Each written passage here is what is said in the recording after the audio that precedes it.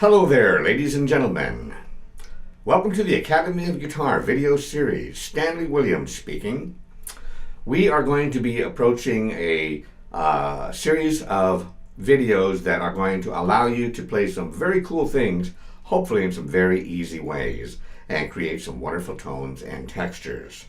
We're going to approach this a little bit differently, though. If we happen to make some mistakes along the way, we're just going to let them flow and keep them right into the video, just so that you realize that we're all on a human level and that mistakes are going to happen, and we're going to learn how to work right through those mistakes and keep those errors going. Keep those errors going. You see, there's the first one. Okay. My partner over here in crime, Christopher, is laughing at me. Errors are good. Errors are good. Okay, so we're going to start off with an E chord shape. The name is not so much important as the shape is, and I'm going to get to that in just a second. First, a couple of preliminaries. First thing that we're going to talk about is our left hand or right hand. If you're going to be right-handed, left-handed, if you're going to be one of those handed, it doesn't matter which one you are. Finger number 1, finger number 2, finger number 3, finger number 4, and your thumb is going to act as a counterbalance. And we have a series of fret wires, which is the metal pieces, going across the length of the fingerboard. And we're going to put our fingers behind the fret wire. So when I say fret, I actually mean become just behind the fret wire. We have 6 strings. Strings number 1, the skinny number, string number 6, the fat number, and the ones in between, 1, 2, 3, 4, 5, and 6. Now, one thing I want to mention on this video, due to sometimes the delay of the video and the way it's recorded, it looks like I'm going to be strumming up. I'm going to be strumming down always from the lower strings to the upper strings, so keep that in mind as we go. First thing we're going to do is we're going to take finger number 1, and we're going to go to string number 3, 1, 2, 3, and place it just behind the fret wire on fret number 1.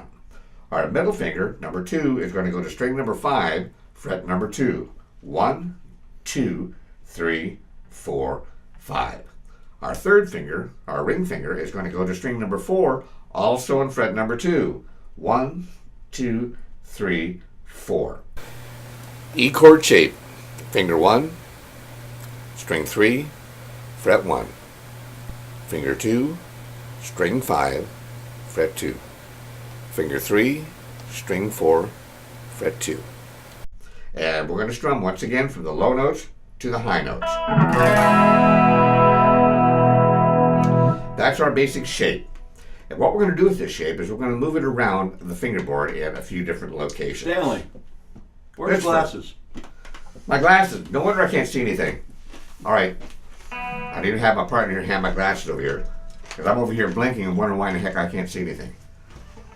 Ah, there we go. My granny glasses. Does that give me some weight? Do I look more intellectual now? You do, by All far. Right. All right, here we go. First thing is going to be on fret number 1, and I'm going to strum it. Then I'm going to take it up to fret number 8, and we're just going to count from fret number 1. 1, 2, 3, 4, 5, 6, 7, 8. Same 6 strings, low to high. Then I'm going to move backwards 2 frets, 8, 7, and 6, and strum it there. To begin with, we're going to strum each chord 4 times.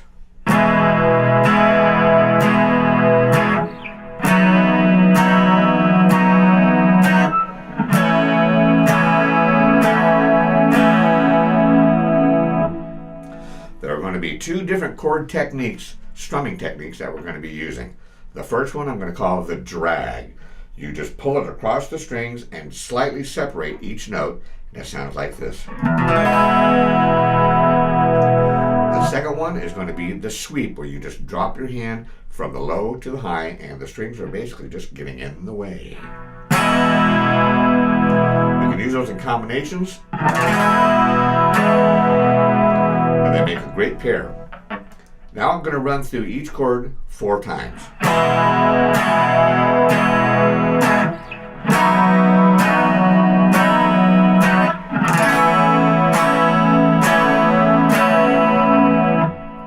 Now typically we're going to want to play these chords more than once in the sequence. Very often we'll play them twice or 4 times. So the way we do that is on the third chord, the one on fret number 6, is we're going to actually strum it 8 times, and that's going to set up what we call a turnaround. And the turnaround is going to be asking for the first chord that we started with. You can feel it once we get to that 8th strum. It's going to kind of want to go back to the beginning again. It's going to sound like this. And